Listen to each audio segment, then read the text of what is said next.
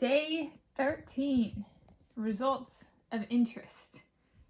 2022 World Aquatics Championships, the 29th of June, 2022. Here we go. Logistics. There's kind of two things. So the first one is, some people have heard, some people have not.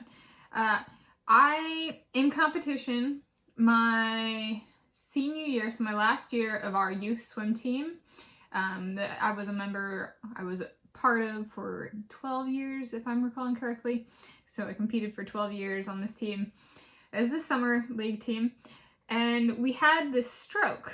So there's freestyle is any stroke by definition. So what most people swim is something called front crawl. So it's just kind of like, it's the one that looks like this on one's stomach. And our club, Innisarden Swim Club, had its own stroke. So, and it's called Innisarden stroke. So it was 1, 2, 3, then you dive down with your chest, come up out of the water, chest kind of out of the water, head out of the water, and yell, Innisarden! And then do 3 strokes and do the same thing again. And that's called Innisarden stroke. And so my senior year, my last year of this youth swim team, I managed to convince, we were doing the 50-yard freestyle, and I managed to convince some of the people in my heat, we should be the Innisarden stroke heat. And so we swam Innisarden stroke for 50 yards of freestyle because, well, freestyle is any stroke. And so we didn't get disqualified. Our times were good. They were slower than the front crawl, but they weren't. We were all pleasantly surprised at how fast the times were. We were like, well, that was actually, we got pretty darn good times. I think we were just so nervous to do it. But yes, I am one of those people that enjoys swimming and that carries through the competition. I think the enjoyment value, so actually swimming a stroke other than front crawl and freestyle, translates 100% to 100% entertainment value. It was highly entertaining, I heard from people on the pool deck. So if one is trying to make a case for entertainment value from an athlete perspective and a spectator perspective, as someone who has actually competed freestyle with a stroke other than front crawl, with an Innisarden stroke, yeah, 100% entertainment value comes from athletes actually enjoying themselves and actually taking advantage of what a stroke is. So for freestyle, that would be swimming a stroke other than front crawl, just from my experience. So 50-yard freestyle, swim Innisarden stroke instead of front crawl. I was not the only one. Our heat was the Innisarden stroke heat. And it was fun because it was like trying to convince people, but it's like a hard thing because we hadn't done it before. And so we were talking about doing it, and it's like, because we're all in separate lanes, how do we know if people are actually doing it? Like, we all say we're going to do it, but then nobody actually does it. No, a few of us actually did it. We didn't back out. So it was very cool. It's like, yeah, that kind of entertainment value, true entertainment value, that's non-harmful, that is completely missing from the upper, quote-unquote, elite or upper tiers of swimming, competitive swimming, at least in the United States of America, and in like the World Aquatics Championships and Olympic Games and stuff like that. They have none of that entertainment, the pure entertainment value. So it's like literally pure, not intended to harm others. So it's just the interesting thing is like the most enjoyable competitive swimming to both partake in and to watch, I have found is kind of like what a lot of the swimming press in America deems the lowest tiers. I'm like, really? Because 25 yards, we swam 25 yards, those were our races, and now they're talking about we should bring 25s into competition. It's like, I grew up swimming 25, so really what they do is they copy us at the bottom, and then they say it's theirs, and then we copied them when in reality it existed for decades to centuries before. So it's just, yeah, predatory publishing in America, and predatory sports structure in America. All right, so that's the first thing. Second thing is switched off versus switched on search engine optimization for publishers with online presence. So there are a bunch of online publishers. I mean, the internet is huge, the interwebs, whatever you want to call it. Not all publishers make it so the articles can be found via search engine. So like Dane in my relationship, Kyle in my relationship, our marriage going back over a decade in both cases, it's been published about, the articles are online. However, if one searches for the articles via a search engine, the articles have turned that feature off. And that can be, so a publisher can go with turning off search engine optimization across the board, so for all articles and its entire website, or it can do it for just individual articles. So that's just something to know. I'd say it's not, so if I search something or someone online and it shows only like 2 publications, or publishing about this person, that's probably, especially if it's like a big name swimmer or something like that, that's probably not representative of reality. What do I mean by that? It's not a case of, a tip of an iceberg typically has the tip of the iceberg is like 10% of the whole. Online, if you're like, for a perfect example is Google, it will show a sliver of offerings. So it might be the number of publishers one sees via Google. The statistics I've encountered / heard are, it's closer to 0.1% of all online publishers are represented in Google search results. It's costly to be in the top 10 on Google, and not all companies can afford that or even want to put money into that kind of optimization. So just remember, if looking online, sometimes you actually need to know the publisher or the URL or stuff like that, because they don't actually show up in search engines. So just like something, and I think the most common one for those that do show up in search engines is some websites and publishers and stuff, they turn off search engine optimization between normal search results and news search results. That's the most common one I see, is I'll be looking for a person, looking for sources and references, and I'll see a bunch of different publishers in just the normal like Google search results. And then I switch over to, okay, well, let's just search news, and 90% of those publishers disappear. So then I'm like, okay, searching for via news is not helpful for this person, especially if the person's not American. And even if they are American, not all search engine optimized through the news tab, kind of thing. Yeah, might bring in bad traffic to the article, that kind of thing. Cross traffic with not so nice commenters or whatever like that. But that's the most common one I do encounter.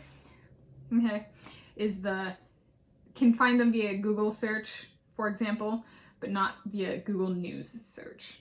I also use DuckDuckGo for searching things. And DuckDuckGo, I have found, has a better representation of online publishers than Google, depending on what I'm searching. It tends to be a little better. I do use both.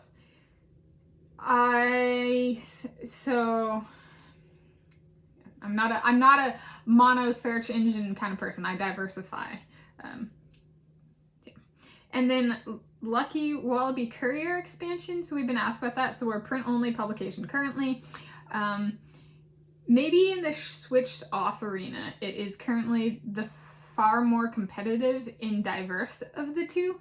So there's the switched on publishers where you can see everything they publish online kind of thing, or a large percentage. And then there are switched off publishers that publish a bunch but can't find them via search engines or search news kind of thing. Lucky Wallaby Courier might expand to online. Yes, I would guess we might go the searched off path, just because cross traffic or through traffic can be, both in real life and online, but there can be great people and there can be the worst kind of traffic and that kind of traffic.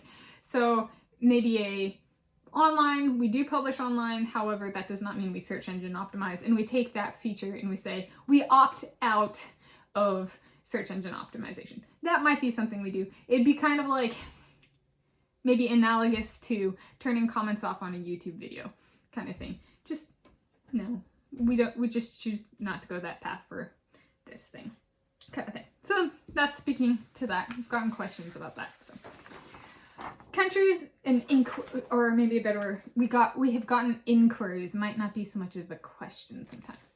Okay. Countries of interest results. So open water swimming had 2 races today. So open water swimming, 10-kilometer female. Italy placed 14th and 18th. South Africa placed 22nd and 28th. In open water swimming, 10-kilometer male, so this is the open water swim, Italy won the gold medal and the silver medal. So Italy won the gold medal and silver medal. South Africa placed 22nd and 31st. We chose only 2 countries of interest for open water swimming, Italy and South Africa. So that's how they did. Lone penguins of interest results. Not applicable. Medal table.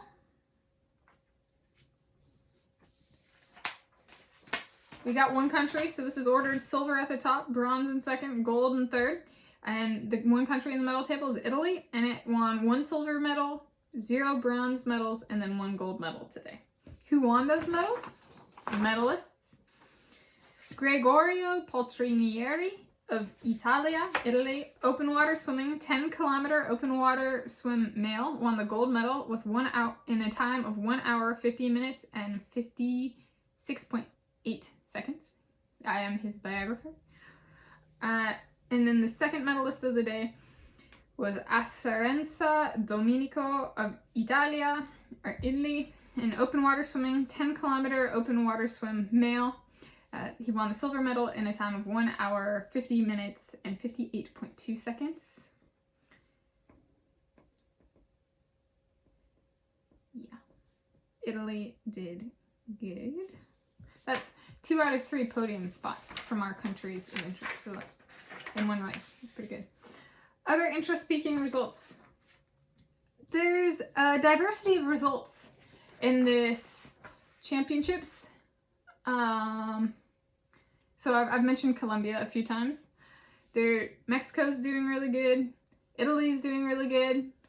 Our countries of interest have done really good. Puerto Rico made the final in artistic swimming in multiple events. And that's gotten Kyle and I thinking, so my husband Kyle and I.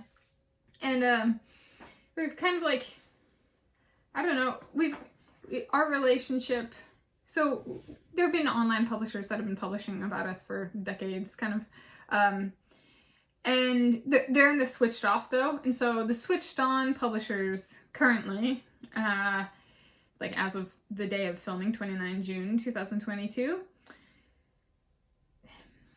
they don't like us, and they don't want to see us be happy. They don't want to see me be happy. They don't want to see him be happy, so they try and trash us as much as they can. And that tends to be English publishers, that's wrong. They tend to be publishers who write and publish in English. It does not mean they are from England, because English is from England. So they might be based in America or Australia or stuff like that. And so we're just kind of like in covering France and Italy and Colombia and kind of seeing the diversity of sources out there and just kind of the reality of Kyle's one of my husbands. So is Nicolo. He lives in Italy. And then there's Andre, who lives, well, kind of split between Australia and Russia. And so I'm just like, maybe we just need a break from the English speaking world. And with this diversity of results and people doing good from kind of everywhere, maybe we train and live in a non-English, like a country where English is not the primary language. And in South Africa, it was the language of instruction at the school I attended. However, there were 11 official languages. And in Hawaii, Hawaiian was in, like, it came through in the language that was spoken, and even the school name, University of Hawaii at Manoa. So there's a bit of living in a non-English speaking world, or a country where English is not like the overarching language. Like I'd be walking down the street in South Africa and that the other people wouldn't be speaking English. I mean, there's 11 official languages kind of thing. So it's something I've lived in before. I'm not afraid of it, moving someplace else and learning a different language. And I've found that I've actually enjoyed reading the French press, the Italian press, the Colombian press, that kind of thing. So maybe a change of location. If we move in together, when we move in together, if we move in together, it is the constant I want to move in together kind of thing. Where do we move in together? Like maybe not in the English-speaking country, or at least not for a while, kind of thing. I don't know. This is just the diversity of results have got us thinking, and just like maybe we're stuck in a rut and we just need to get out. I don't know. Here's my best guess. If any of the things I've been saying have been true in like any of these videos around the time temporally correlated to the 2022 World Aquatics Championships, if anything that I'm saying is true, then I have no idea where I'm going as in like living. Yeah, that's just through that be the situation.